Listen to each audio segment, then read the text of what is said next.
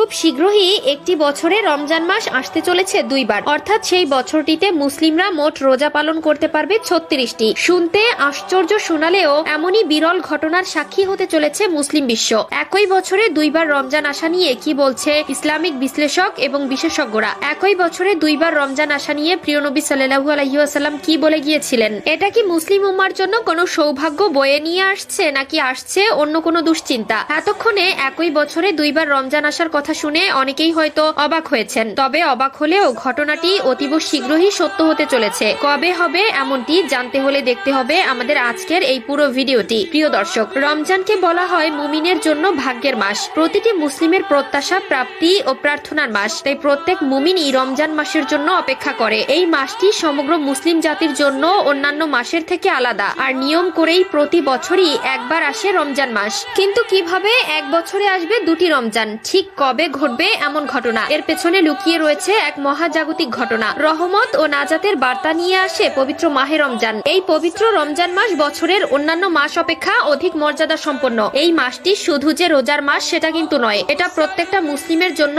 আত্মশুদ্ধি, নবায়ন এবং আধ্যাত্মিক উন্নতির একটি মাস। এবং প্রতি বছরই নিয়ম মাফিক একবার করে এই মাসটির দেখা পায় সমগ্র মুসলিমেরা। এবং গোটা একটি মাস অতিবাহিত হওয়ার পরেই আসন্ন হয় মুসলিম জাতির সব থেকে বড় উৎসব ঈদ উল ফিতর। তবে শীঘ্রই এক বছরেই আসবে দুইটি আলাদা রমজান এবং রোজা হবে 36টি। 2030 সালে এমনই একটি ঘটনা ঘটতে যাচ্ছে। সে বছর মুসলিমরা দুবার রমজান পালন করবে। এ বিষয় সম্পর্কে গভীরে জানতে হলে বুঝতে হবে বর্ষপঞ্জির ব্যাপারে। আমরা সাধারণত ইংরেজি ক্যালেন্ডার অনুযায়ী দিন, মাস বা বছর হিসাব করে থাকি, আর ইংরেজি ক্যালেন্ডার সূর্যের উপর ভিত্তি করে তৈরি, যা 365 দিনের। লিপিয়ারের ক্ষেত্রে যেটি 366 দিনের হয়। অন্যদিকে রমজান মাসের আগমন ঘটে ইসলামিক ক্যালেন্ডারের উপর ভিত্তি করে, যেটি আবার চন্দ্রের উপর ভিত্তি করে তৈরি, যা 354 দিনে হয়ে থাকে। আর এই দুই বর্ষপঞ্জির তফাতের কারণে প্রত্যেক বছর কিছুদিন আগে আগে রমজান পাওয়া যায়। অর্থাৎ ইংরেজি ক্যালেন্ডারে এবছর যে সময় রমজান মাস এসেছিল, পরের বছর সেটি তার থেকে কয়েকদিন সামনে এগিয়ে আসবে। এ কারণেই যদি